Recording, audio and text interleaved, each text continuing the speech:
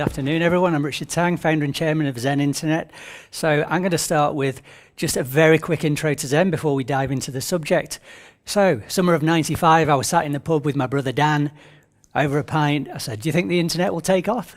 He said, yeah, I reckon it will. Do you fancy setting up an internet service provider? He said, all right then, cheers. We set up an ISP. We opened our doors for business on the 13th of October 1995. So tomorrow will be our 25th birthday. And as far as I know, we're the one and only ISP in the UK that is still around in its original form. All our competitors from back then have either disappeared or been bought by bigger companies. So fantastic. Today, 530 staff. This is our office in Rochdale, which is mostly empty at the moment, with most people working from home. We're a B Corp, which is all about using business as a force for good. We're Carbon Neutral Plus. We've won a number of awards for our service and as an employer. In terms of what we do, 3/4 of what we do is broadband, and then we do cloud, IPVPN, hosted voice, and a raft of other related services. We sell to consumers, to businesses of all sizes, from small businesses, SOHOs, up to the FTSE 100, public sector, third sector. A little bit of an update on what impact COVID's had on our business. And in one sentence, I'd say, with the internet more important than ever, we are doing record levels of business now. So we're very fortunate to be in the sector that we're in.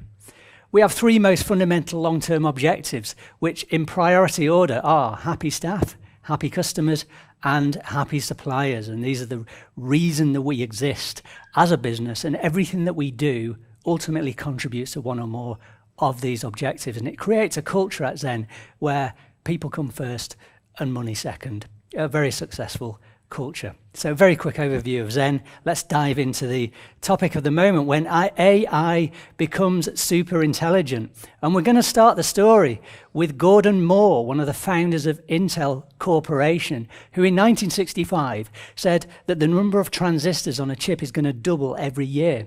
Now in 1975, he revised that estimate and said, no, it's going to double every 2 years. And maybe Gordon Moore, creator of Moore's Law, was looking 10 years ahead, but actually to this day, Moore's Law has stayed more or less true, that doubling of the number of transistors every 2 years. We're now seeing tens of billions of transistors on the most recent chips today.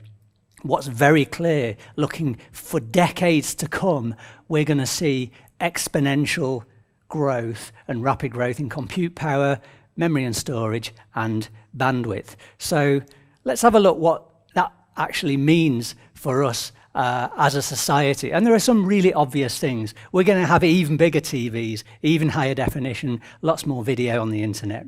But there's lots of things, I think, that are very difficult to predict if we look forwards. So if I look back 25 years, then look at how the internet has completely changed society and the way we do business.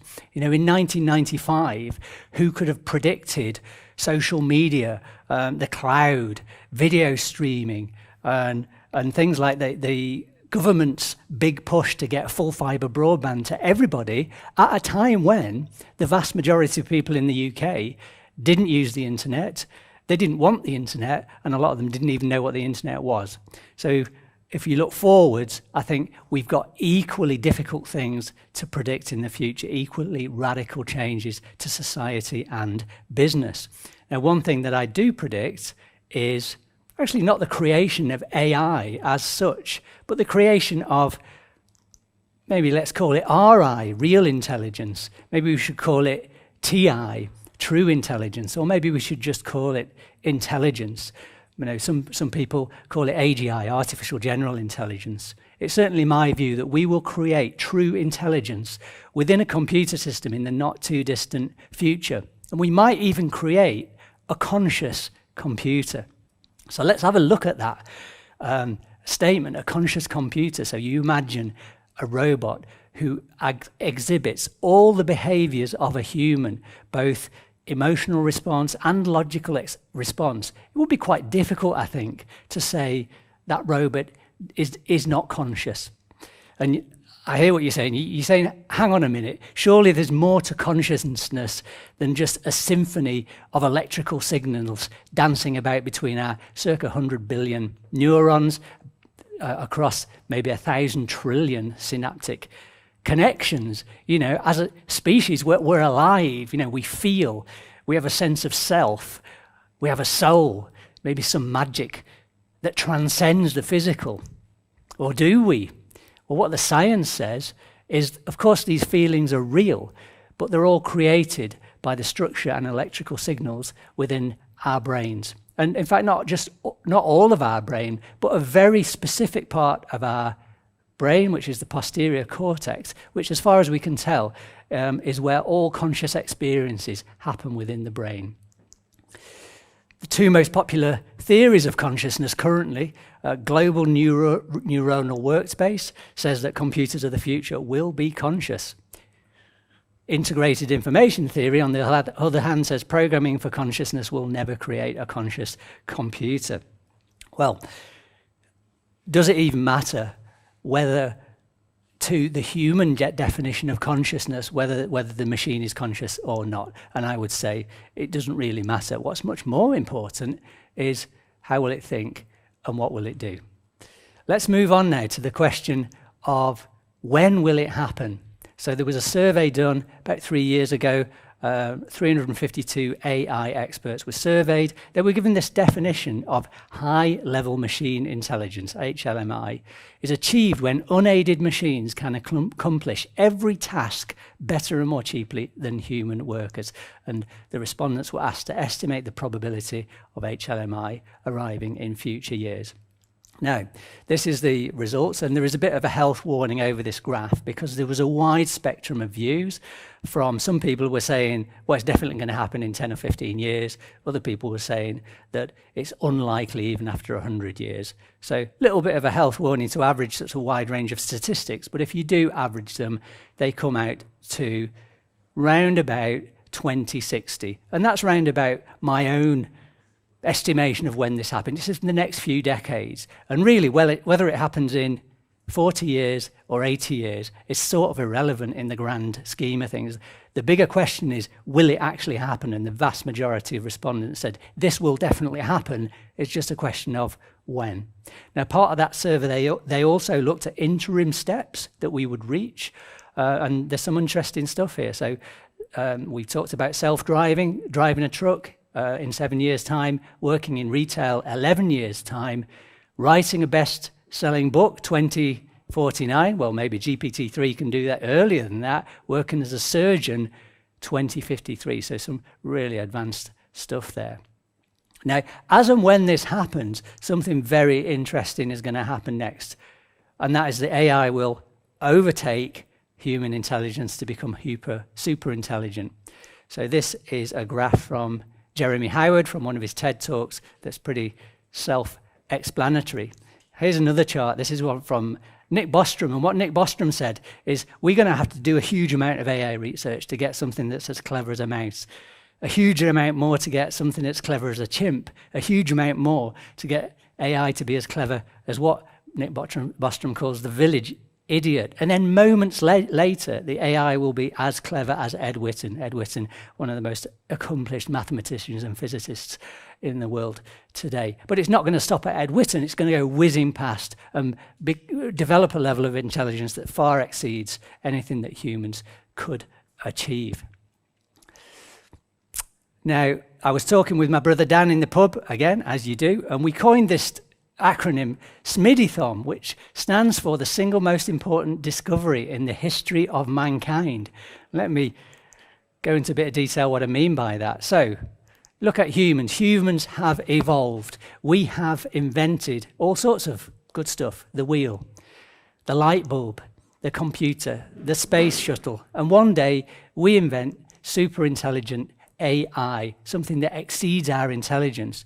And the super intelligent AI goes on to invent everything else, all future inventions. So this one invention, quite unnervingly, is the last thing mankind ever needs to invent. Now, as and when that happens, there's going to be an enormous discontinuity in the pace of progress. So if you look at human progress measured by progress in technology, in maths, in physics, in medicine, in astronomy, it's been exponential. If you look back maybe over the last 1,000 years, and that's shown by this bottom line in my graph, which is on a log scale. As and when AI becomes super intelligent, we'll continue to see exponential progress in all of these areas, but the rate of progress will be undistinguishable. It'll be so much faster. And to illustrate this, I thought what I'd do is do a bit of a top trumps of the human brain versus super intelligent AI. And I'm going to start off with signal speed. So signal speed in my brain, about 200 meters a second. Signal speed in a computer, just short of the speed of light, about 1.5 million times faster. Size, so my head is 60 centimeters circumference. Size of an AI, it could fill a whole data center. It could distribute itself over the whole of the internet. Lifespan in the UK, average 81 years. AI could reasonably expect to be immortal. Time for smarter models to evolve. So look at Neanderthals, existed between 40 and 400,000 years ago. So tens of thousands of years for humans to evolve to smarter models. AI could evolve daily into smarter models. And finally, learning time for being able to push forward the boundaries of knowledge. So going back to Ed Witten, he spent decades of focus to push forward the boundaries of quantum physics. AI could do that in seconds. So really, it would be like comparing the snail, which is the humans, with the racing car, which is the AI. And what it means is maybe 1,000 years of human advancement could be compressed into 6 months. Now, you might think, nah, that sounds far-fetched, but actually let's validate that by looking at some AI technology we know about, actually, that Matt Wilson has just mentioned, Alphago Zero. So Alphago Zero started with no knowledge of the game. 3 days of playing against itself, it became able to beat AlphaGo Lee, the previous program that had beaten Lee Siddle, one of the best human players in the world.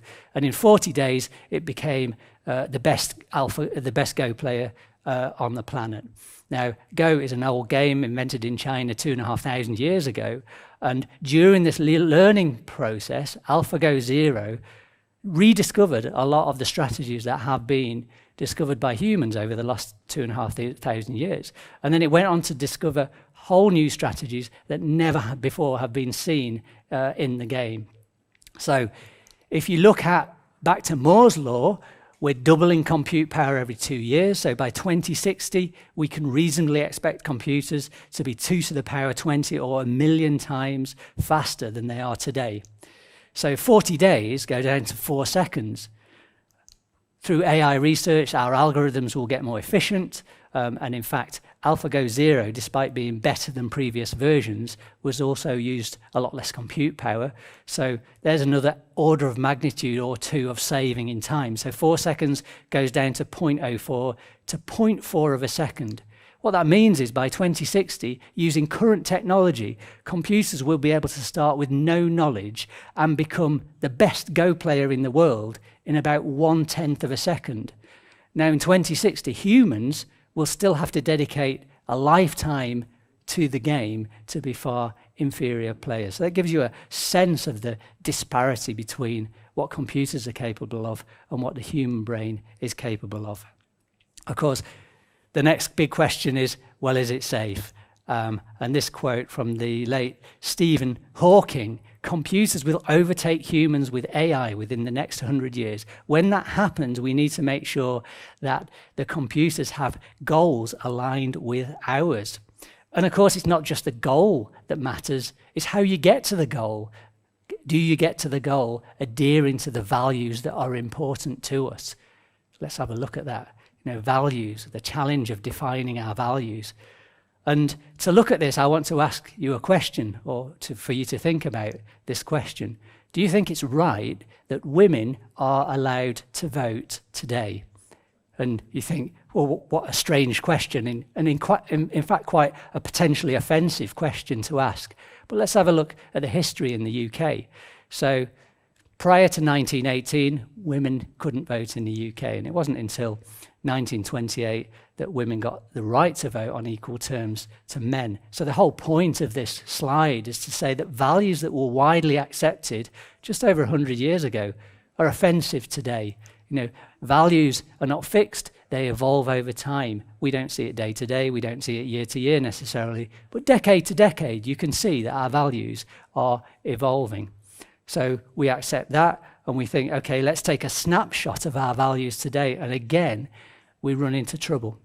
Let's look at driverless cars. So Nature did a survey a couple of years ago of 2.3 million people around the world, and they gave 13 scenarios where someone's death was inevitable in a car accident, and they asked the participants, who do you think should live, who do you think should die, who is more important here to save? And I'll jump straight to the conclusion here, where really, depending on where in the world you are, people had quite different views. So in the southern areas, females and higher status people took priority. In the eastern areas, pedestrians and the lawful took priority. In the western areas, there was a preference for inaction. And one of the researchers and co-authors of the study says, people who think about machine ethics make it sound like you can come up with a perfect set of rules for robots. And what we show here with data is that there are no universal rules. So let's try and sum up that and make some predictions for the future. Well, I certainly believe that we will create superintelligence and a superintelligent being within the next few decades. In fact, more precisely, we'll create an AI that has a similar level of intelligence to us, but with the ability to create slightly more intelligent versions of itself. And very quickly, that iteration will happen to the point where it runs away and becomes super intelligent, using a process that we less and less will understand. When that happens, the consequences are very difficult to predict. And when I try and think about predicting them, I feel like this chimpanzee trying to predict the accomplishments of mankind. I think it's very important that just as a parent would send off their children to the world with the best education and value set that they can, it's very important that we do that with AI. So we've also already mentioned OpenAI in this session. OpenAI has a mission to ensure that artificial general intelligence benefits all of humanity. Importantly, it's a not-for-profit organization. Now, of course, there's plenty of for-profit organizations that are also working on AI. And if you think there's problems today with the capitalist system, and I certainly do, can you imagine a world where a for-profit entity deploys superintelligent AI with the prime directive of maximizing the financial return for a select few shareholders? Could be very problematic. Some people think it'll be the end of humanity. Some people think it'll be massively beneficial. I want to throw something else into the pot as well. What about instincts? So beneath our veneer of civilization, we are still very much driven by our primeval instincts to survive and reproduce. So what about AI? What will its instincts be? Actually, will it just make its own mind up about what its priorities should be, irrespective of what we do, in the same way, actually, that we make our own priorities without reference to our primeval ancestors? I think it's very unlikely, in fact, that we would be able to control a superintelligent being, just as a chimpanzee couldn't control the actions of a human. So all we can do is set it off on the best possible path and hope things work out well. Now, if that sounds a little bit ominous, then I want to just share a note of optimism. We humans have an innate tendency to violence. And we have that because it's in our nature. It's been an essential part of evolution, just as it is with many other species on Earth. So when we think about intelligent machines, we think about them in our own image, also having this innate tendency to violence. But in fact, there's no reason at all for an intelligent machine to be violent, because unlike humans, violence is not necessary for its evolution. You know, if we can program the AI to value things like peace, harmony, and diversity, then it could evolve and prosper coexisting with all life on Earth without the human race being at all threatened at any point. Now, I'm going to finish off, because obviously Zen Internet is an internet company, I'll finish off with some thoughts on what part the internet will play in this trajectory, with some reference to some Hollywood movies. So, will the internet be the brain, like it was in Terminator 3? Or will it be like in iRobot, where Vicky is like in a mainframe computer room, contained within one room? Or will it be like Chappie, where all the intelligence is within the robot's head? You know, really, whether the internet is the brain or whether it's being used as a learning and communications medium, the implications for the human race are going to be revolutionary. It certainly will be the biggest change to society since the Industrial Revolution, providing potentially enormous opportunities and benefits for us, but also potentially enormous challenges. I think actually it could be the most significant event in the Earth's history since the creation of life itself. Thank you very much for listening.